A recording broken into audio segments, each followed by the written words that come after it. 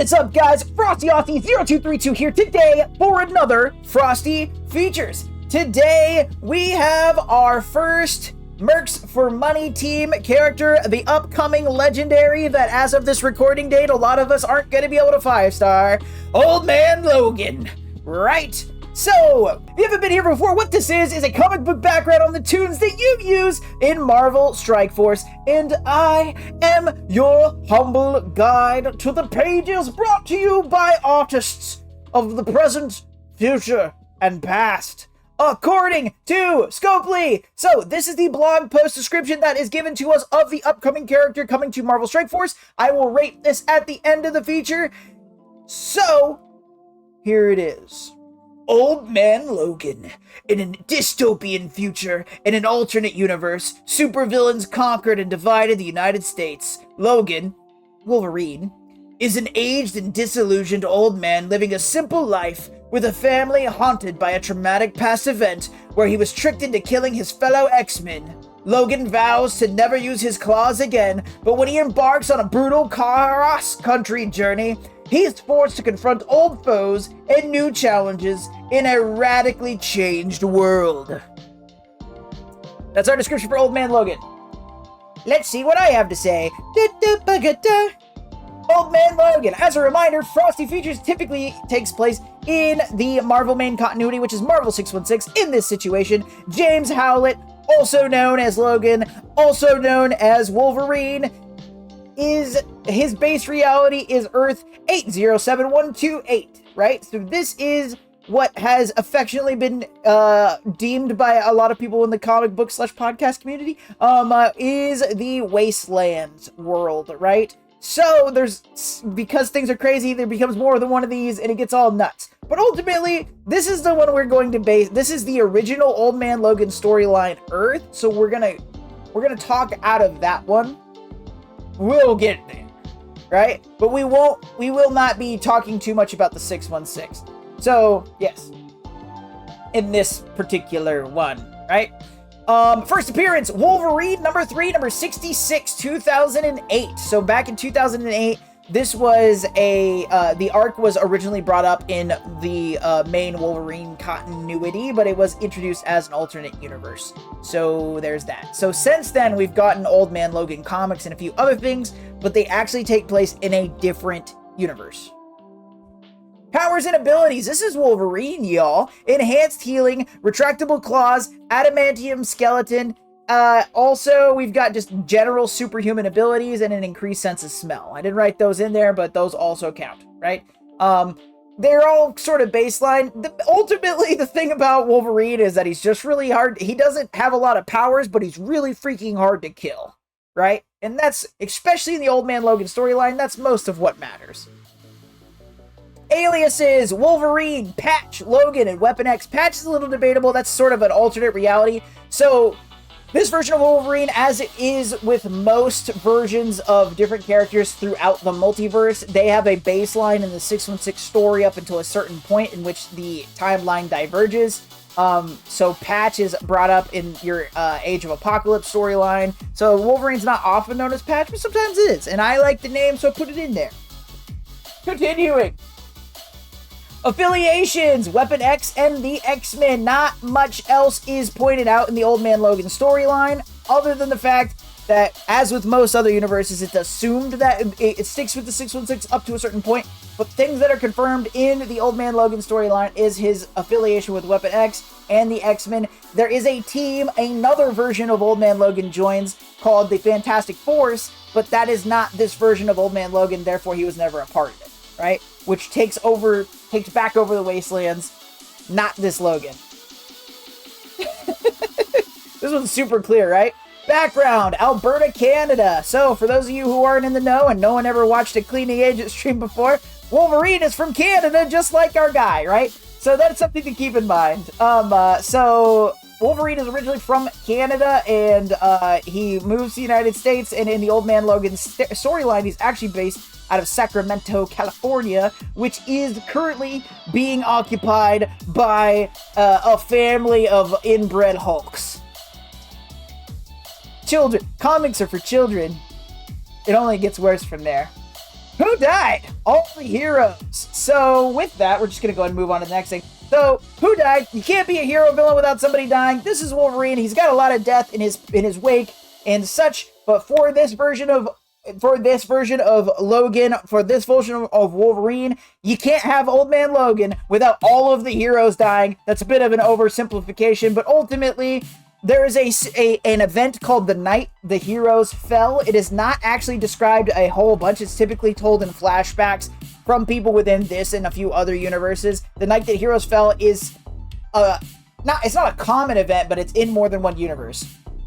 Ultimately, what this is people like Dr. Doom, Red Skull, Baron Zemo, Kingpin all get together and they plan a mass attack where all of the villains all at once will kind of jumble up and attack different heroes and kill them wipe them out in a night, and then they take over the United States and divide it up into different sections. That is the universe. That's Earth 807128 that we see this version of Old Man Logan. He is in Hulk lands, so Abomination is one of the ones that gets a section, and Hulk takes it back because Hulk doesn't give a flying crap about how strong Abomination is, so it ends up becoming the Hulk lands, which is where we find Old Man Logan at the start of the story, which we will cover in the notable events.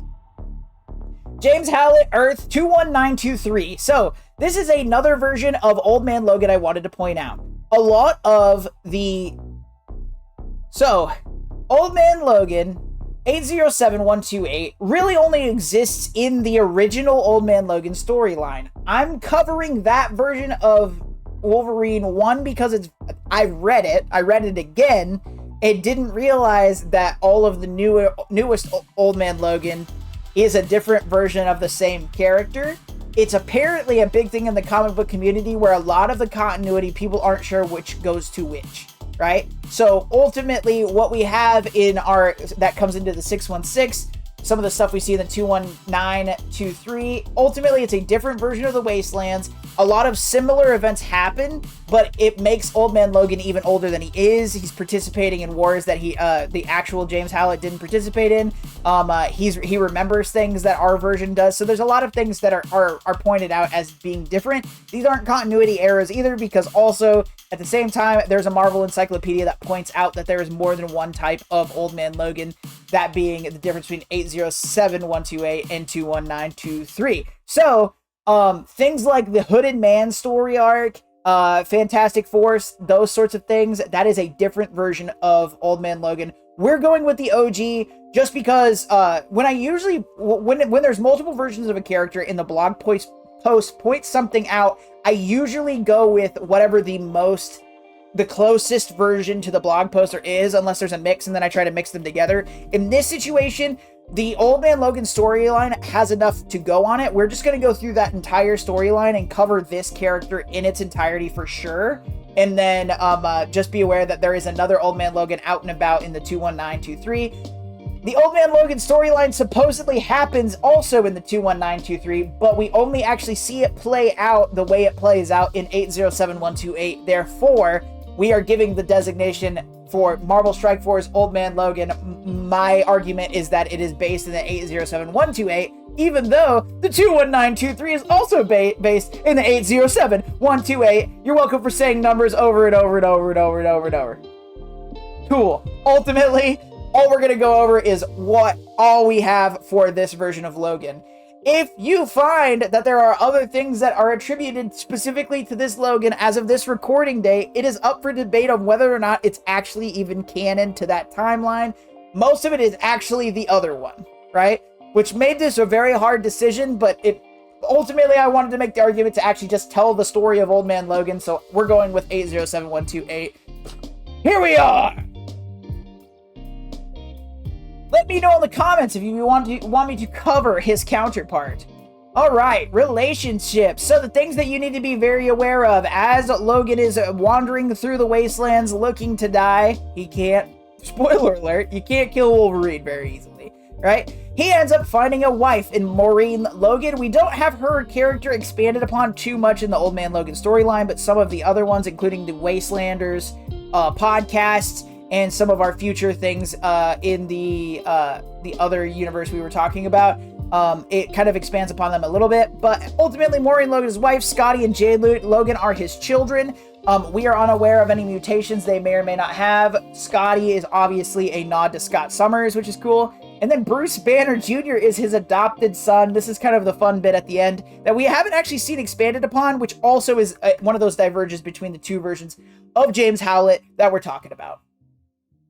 Notable events. So once again, I'm just going to go through, spoiler alert here. If you're looking to read this almost, you know, we're a 16-year-old story arc, I'm going to spoil it. We're going to go all the way through Old Man Logan. So both of these notable events are the Old Man Logan storyline, and that's what it is. So we're going to dive right in. So notable events, Old Man Logan. We start off on the road. So the way this works is after the night the heroes fell that we talked about a little bit earlier, Logan is absolutely utterly devastated. We'll reveal why later. It was already in the blog post, but I'm going to act like there's some build up here.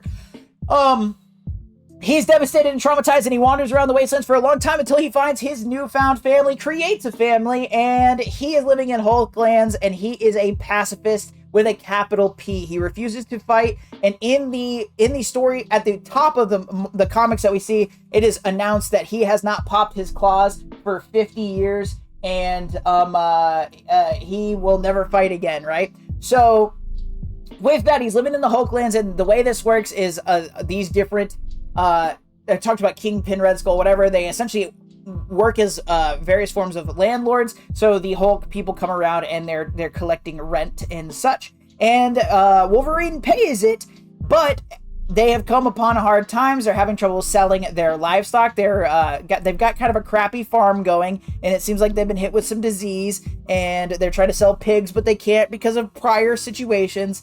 And ultimately, they come on hard times and they don't have money. It comes up, Maureen and the kids decide that they're going to sell the kids' toys, and Wolverine's too proud to let them do that, so that's not going to happen.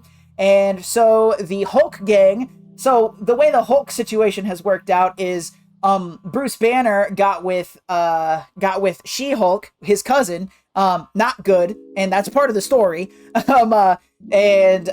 He points out, and it doesn't sound like it was consensual if you read how Bruce says it. But ultimately, he was like, she's the only one that could keep up with the pace. And they made a bunch of kids, and those kids made a bunch of kids. So there's a whole bunch of inbred Hulks that are coming around. So there's like 30 or 40 of these dudes. None of them are as strong as the Hulk, but they all are super strength. So anyway, they show up and they're like, we need the rent. And he's like, I'm going to pay you double next month. Don't worry about it. We've paid straight for 20 years. You can count on me. And then they're like, nah, we're going to beat the living crap out of you. And they beat the living crap out of it. And this really is just a story element to be like, yo, he's not going to fight back. It's not a thing. So ultimately, he needs to come up with his money. They leave. He's healing overnight. And overnight, Hawkeye shows up, who is now blind. Old man Hawkeye, if you will. So Hawkeye shows up and he's like, yo, I see that you're healing and you need some money. I've got a job for you. I'm a courier and I'm trying to carry a package. I'm not going to say what it is, but I'm trying to get a package to New Babylon, which is what New York was. It's Red Skull's territory. So California to New York, more or less. And I need somebody to help me drive it. I've got a car. Wink, wink. And Wolverine's like, yeah, I'm not going to fight, though. And Hawkeye's like, sure you're not. Still, come with me. I need somebody to help me out. I'm blind. I'm still going to drive, though. I just need a navigator. And so Wolverine's like, I don't know. And he's like, I'll pay you $500, which he was like, that'll cover your rent for a while. And I'm like, okay, well, so the rent in post-apocalyptic Marvel is cheaper than our current rent. The world's on fire. Anyway, so Wolverine's like, all right, well, if all I'm doing is, he thinks he's driving at this point. I skipped ahead a little bit, but he's like, if all I'm doing is driving, I'll go with you. Once again, not fighting. And Hawkeye's like, that's cool. We'll be fine. So they get, the next day, he says goodbye to the wife and kids. And he's like, I'm going to go make us money and it's going to be great. And so they take off and all comes down. The Spider-Mobile has been saved. Essentially, this is a car that can survive giant falls and go up walls. Spider-Mobile, Spider Buggy is what they call it the most in this. So they get in the Spider Buggy and they are trekking across the United States to make this event kind of happen. So as they leave Sacramento, they come along to so as they're passing through different things, we learn a little bit about the Moloids. These are the Deviants, for those of you who loved Eternals, the movie, but also the comics. The Deviants created these things called the Moloids. They're essentially mole people that tunnel under cities and pull the cities down, and when everybody falls down, they eat the people and kill everybody. So there's Moloids that are pretty much around underground everywhere, and also they run into this Ghost Rider gang, which is a bunch of people on flaming motorcycles just terrorizing the countryside. Ultimately, action, action, action. Hawkeye finds out that Wolverine isn't going to help in any sort of fight situation. Fast forward, they get to a place called Hammer Falls. Hammer Falls is a place that is kind of adjacent to the Kingpin area, so moving east. And when they get to Hammer Falls, I find Hammer Falls extremely fascinating, and I would love to read more about Hammer Falls. It is a town in which people essentially are praying and hoping that the heroes return one day like they used to. You know, Captain America would automatically be revived, or Tony Stark comes back from the dead, things like this. And it's called Hammer Falls because Thor's hammer was left there, but no one's been able to pick it up. So it's just sort of this place where people come to pray. And when they get to Hammer Falls, we find that Peter Parker's third wife's daughter is there, Tanya, and she is Hawkeye's like looking for his daughter, Ashley, and Tanya informs Hawkeye that, and this is Peter Parker's daughter, Hawkeye's third ex-wife. That's what it was. It's Hawkeye's third ex-wife. And he's like, yo, where's Ashley? And she's like, oh, she and two other dudes went to go take down the Kingpin. They decided to be a little superhero squad. She's going by the moniker of Spider Bitch, right? Welcome to the PG-13 version of Frosty Features, but that's her name. So it ended up actually being her, Daredevil, and Punisher that went to go do this feat. And so Hawkeye's like, oh, I gotta save them. And Wolverine's like, yo, dude, I said I wasn't gonna help you fight anybody. And I showed you previously, as Frosty fast forwarded through, I didn't fight the Moloids and I didn't fight the Ghost Riders. What makes you think I'm gonna fight these people? And he's like, I don't care. All you gotta do is drive the car. Let's go. So they go to the realm of the Kingpin, the Kingpin's kingdom, if you will, and we see Ashley Barton. She's in a laser jail. The other two are dead. Daredevil and Punisher were killed out in the open, and she's in the way this works out is just so comic booky, and it's amazing. So they essentially just drive the car off one building, through another building, into the perfect room adjacent to the one Ashley's in, and Hawkeye gets out and starts freaking Hawkeyeing everybody. He's doing it by sound, and there's a really cool part where she's like in the thing, and he's like, keep making sound so I can hear you and kill you. And so one dude's like, okay, well, I'm just gonna be quiet. And then Ashley's like, he's 13 inches away from my voice, 13 inches to my left of my voice, and then the arrow goes through and he's dead. And it's like, jeez, Hawkeye's just he's really cool in Old Man Logan. But anyway, releases Ashley Barton, and so she is like, I tricked you, you let me out. The Kingpin ends up coming in. This is somebody who's inherited the Kingpin title. It is not the Kingpin Wilson Fisk that we know of, but he took the Kingpin title from Magneto by killing him. So this person comes in, and Ashley is like, haha, here you are, and she kills him, and she's like, now I'm the Kingpin. This is what I was doing all the time. And Hawkeye was like, how could you? And Ashley was like, because I wanted to be powerful. This is what it is. I'm gonna send a bunch of people to kill you. And Hawkeye's like, you betrayed me! And Wolverine's like, let's get out of here, bub. And he gets in the spider bug, and he drives by, and he sticks his hand out and grabs Hawkeye, and they jump back out of the building. And they run away, and they're being chased by all these dudes in cars and motorbikes, and then for some reason dinosaurs. And I say for some reason dinosaurs because essentially Wolverine turns around, he sees dinosaurs, and he's like, for some reason there's dinosaurs back here. What's up with that? And Hawkeye was like, oh, it was a big trend in the Wastelands that everybody was importing dinosaurs from the Savage Lands. Just accept it. And Wolverine's like, okay. And then there's a big earthquake situation. The earth opens up and they fall down. Damn. They wake up in the bottom of this pit. They've got the Spider-Mobile. It's not a big deal. They are surrounded by moloids. A lot of people are being eaten alive, what have you. But they get back in the car and they climb pretty much straight out of this. And with this, they're driving out. They've had a lot of moments where there's a lot of conflict, whatever. They stop in Des Moines, Iowa. It's still called Des Moines for some reason. Or it's spelled Des Moines. I don't know if they changed it to Des Moines as. A lot of it, so like America is spelled different. Instead of America, it's Ka. So maybe it's Des Moines now, but it's Des Moines. They stop at Des Moines for a beer, and this is where Wolverine reveals to Hawkeye finally, hey, what had happened was, he was like, why are you so traumatized? Why are you so pacifist now? How do we get past this? And he was like, well, the night the heroes fell, the X-Mansion was raided by the likes of Strife. Where I wrote it down. There's a bunch of them. Ultimately, a bunch of... There it is.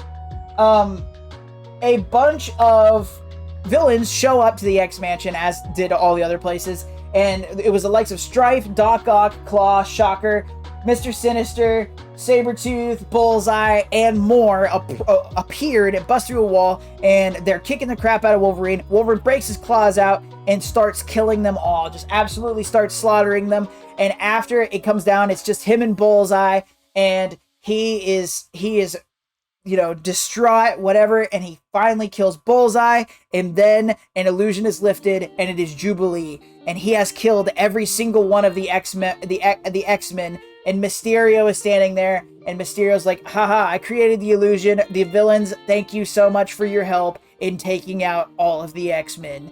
And instead of doing anything about that, he is utterly and completely traumatized, and he wanders off crying and just covered in his friend's blood, and he wanders for weeks because he can't be killed, and he tried to walk into a train, which didn't do anything to Wolverine exactly, but he said it hurt, and that was the death of Wolverine, and from then on, he was just Logan, right? So this is why he's become a pacifist. He will no longer kill any living thing, because ultimately there's the trauma of not knowing whether or not that is a friend or a foe, which is super cool. So after this, they get back on the road, and they are chased by a large T-Rex that has the Venom symbiote for some reason, because why not? And they are being chased by that, and Emma Frost sees this and sends Black Bolt to aid. So as they're constantly being chased away from this thing, Black Bolt shows up, and he's like, stop.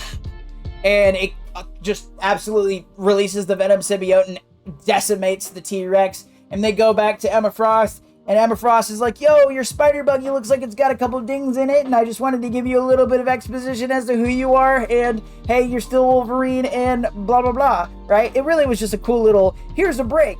But ultimately, Emma Frost has set up the situation where people could, like, live in peace. It's sort of like the haven for the hero types, but since they're still trying to deliver the package from that Hawkeye was doing, once again, they're being a courier. I mean, it's been a minute.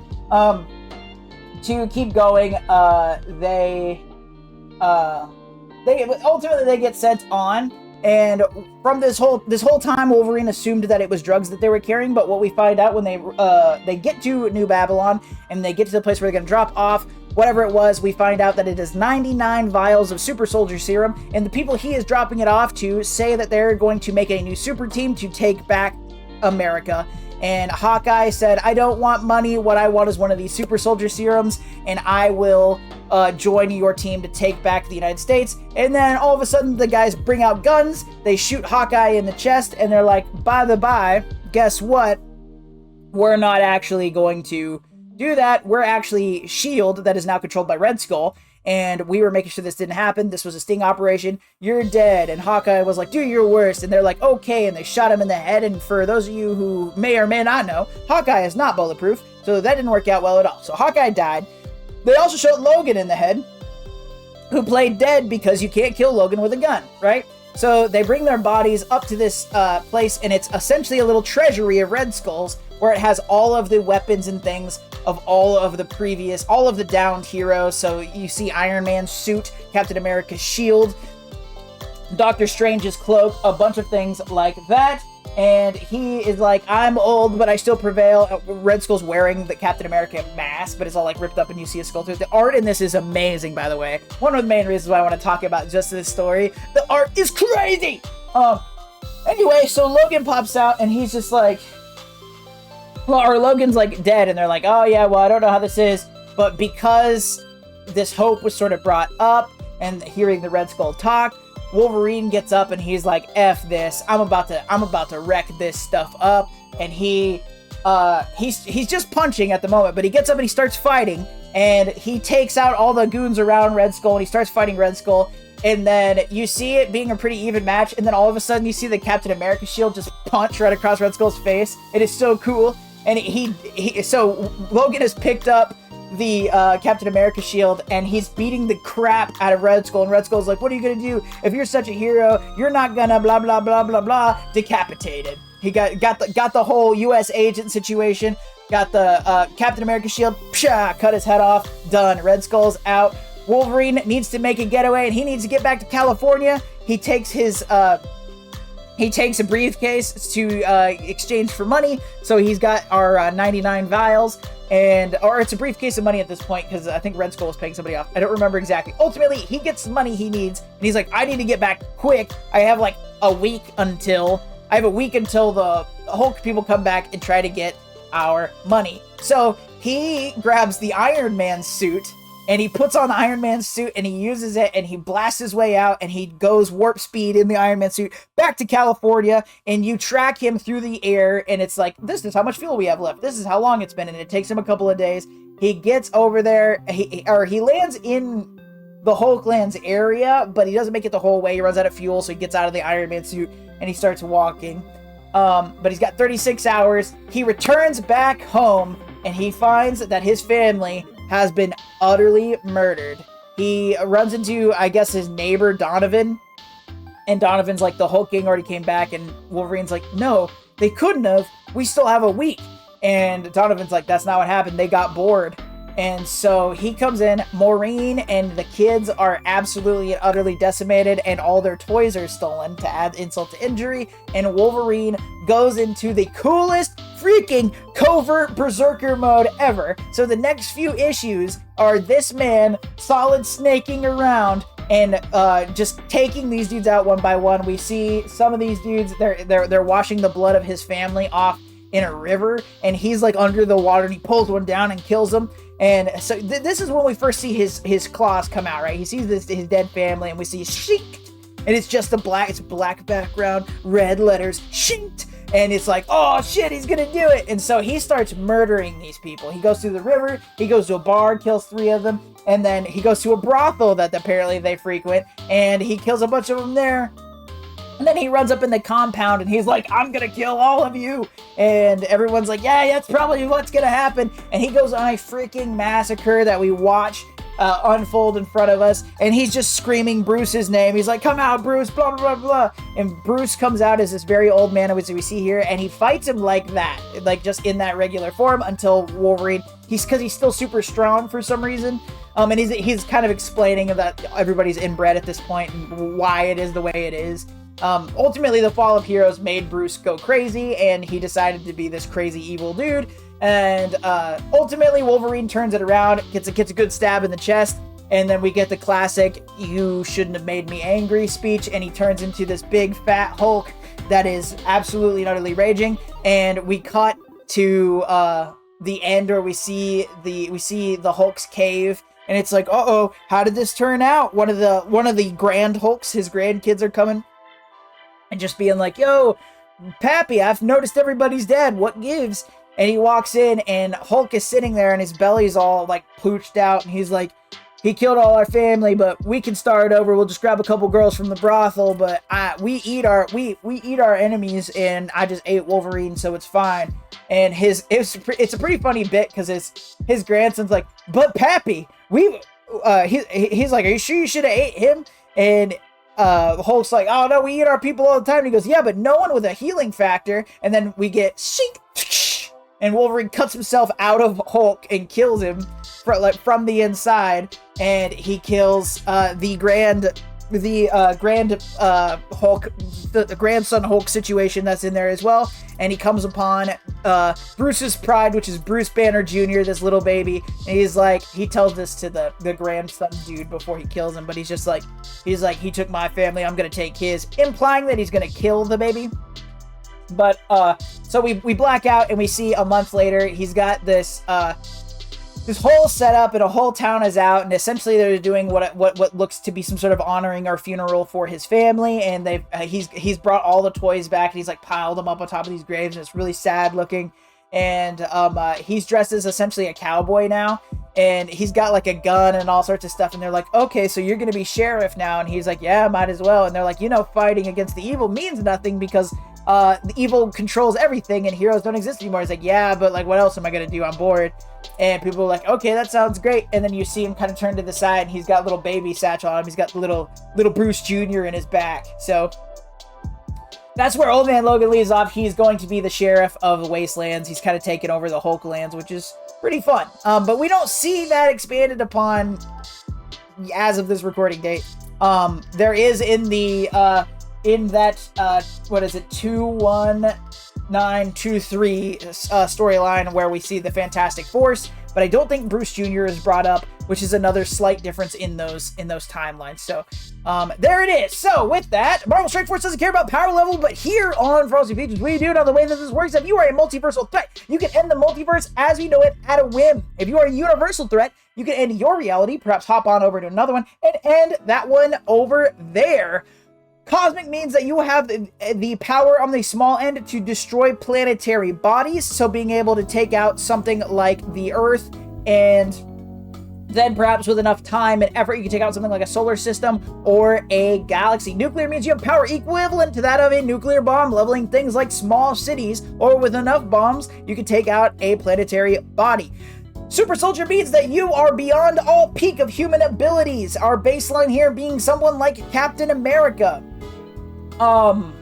Ultimately, a human being cannot train to the level at which you perform at this, leveling things like brick walls up to building sizes. City level means that you are a human being or equivalent human being that is trained to absolute and utter peak levels of what a human can reach. In the Marvel Universe, we see a lot of our secret agents, mercenaries, and ninjas at the city level. And then finally, there's Greg. Greg is the undead Asgardian that is spawned by Hela in Marvel Strike Force and left to his own devices without his undying team and his Hela mommy.